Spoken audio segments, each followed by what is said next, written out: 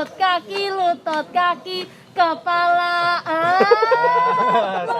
Yuk kita ngomongin masalah PKH yuk.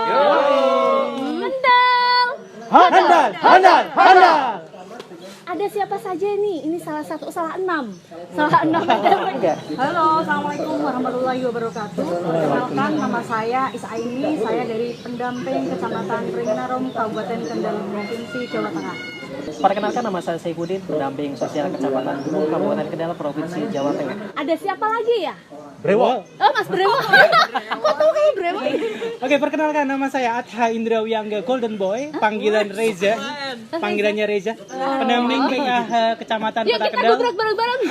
Ada uban-ubannya gitu ya, sudah bertandai usianya gitu ya.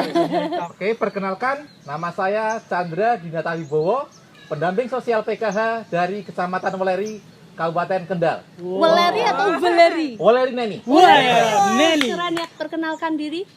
Oke, halo. Perkenalkan, nama saya Ahmad Rokib. Saya dari Kecamatan Rawasari, Kabupaten Kendal. Saya yang perkenalkan diri. Nama saya Fitri Hidayah. Saya 2012 menjadi operator di Provinsi Jawa Tengah, 2015 menjadi APD di Kabupaten Kendal, dan 2021 menjadi reposisi menjadi pendamping sosial PKH di Kecamatan Cepiring, Kabupaten Kendal. Mbak Eni, pengalamannya dulu waktu babat alas PKH di Kabupaten Kendal itu gimana sih Mbak Eni? Awal masuk PKH di Kabupaten Kendal itu tahun 2012.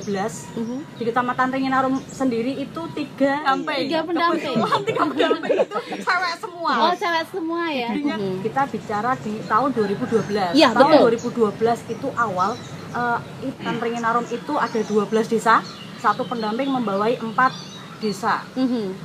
Dan kami dari pendamping memberikan sosialisasi dan edukasi kepada pemerintah tersebut. Akhirnya pemerintahan setempat menerima dengan adanya bantuan program Keluarga Harapan. Karena PKH itu kan bersyarat.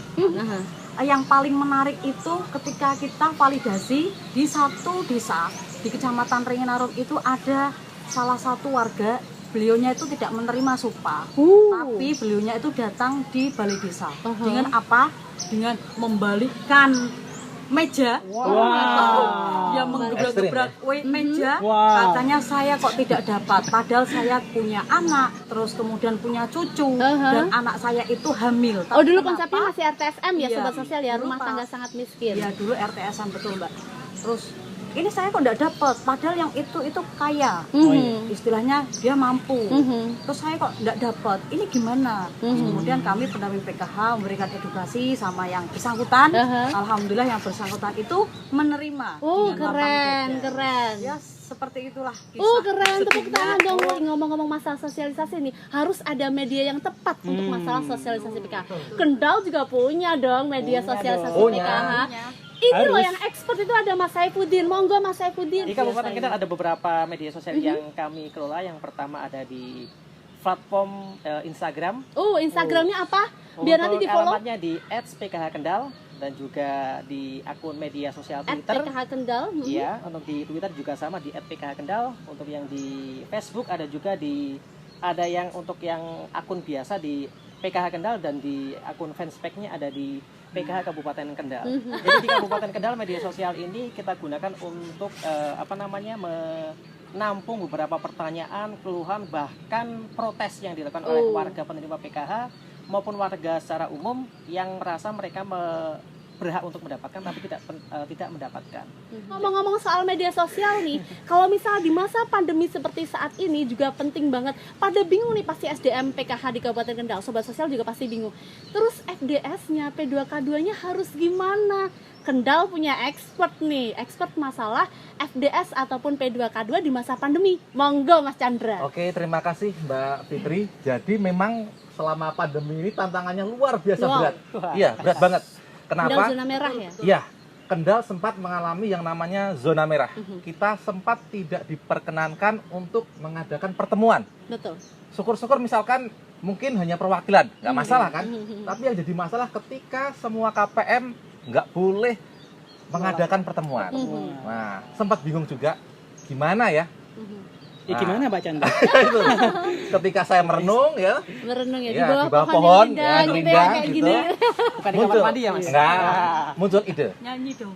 saya kan punya hobi nih, Asik. punya hobi bikin video-video gitu.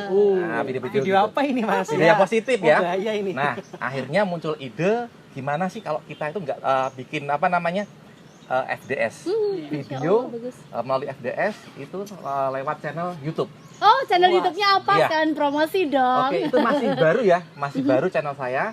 Namanya Chandra Wibowo Project. Oh, Jadi Chandra silakan Wibowo bisa Project. di-subscribe ya. Oh, subscribe ya. Oh, Like itu dan komen, promosi. share, Nanti ya. minta Linjam Sos Oke bisa minta itu ya. Boleh. Nanti.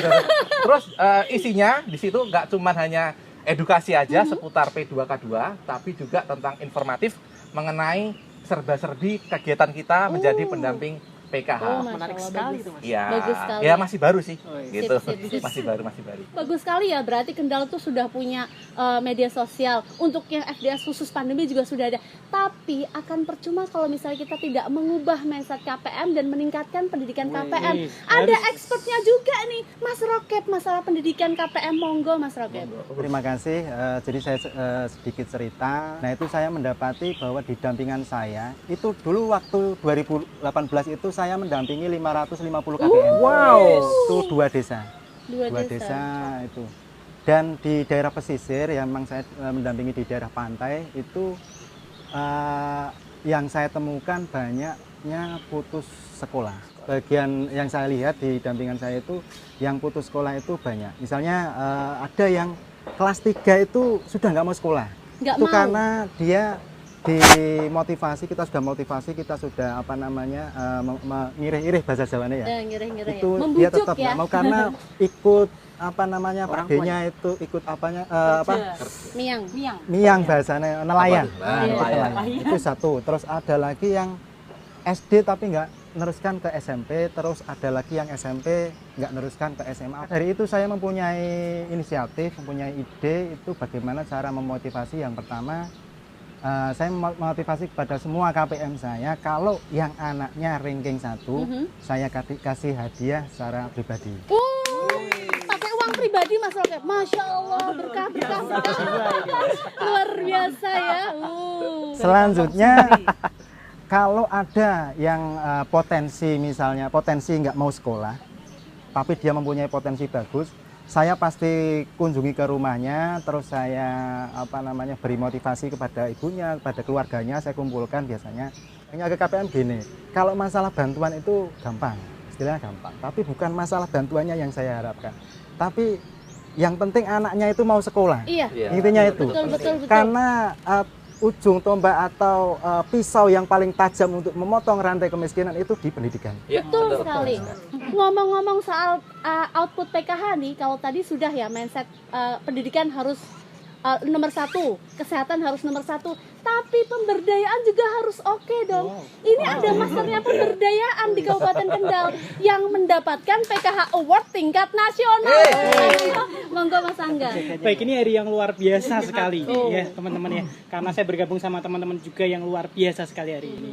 Yang pasti untuk pemberdayaan itu kita bekerja di PKH itu dari awal itu adalah kita mulai belajar mengubah pola pikir kita.